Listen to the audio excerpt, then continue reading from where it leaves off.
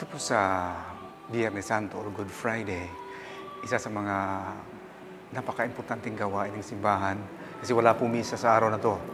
So, ang ginagawa po nito yung celebration ng Word, pero bago po yan, shortly after lunch or about 1 o'clock, meron tayo sa last. Ginagawa po yan ng alas 2 or even ng stress na pagmumulot po sa mga sinabi ng ating Panginoon Kristo. Napakaganda po ito, it's very rich, wealthy na mga meditations tungkol po naman sa pag-aalay ng kanyang buhay para sa ating lahat. So, meron po tayong dalawang sets of 7 last words.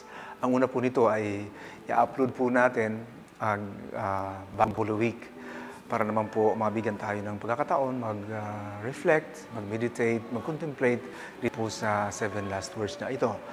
Yung isa naman po nito, yung set, ito po ay mapapanood po natin right on Good Friday. Almost live po ito. Napasini po na mapanood po natin. Doon po mayroon pong simbahan ito sa Metro Manila na ating pipiliin kung saan i-video po natin at i-stream po natin dito sa website ito. Kaya abangan niyo po ang 7 last words.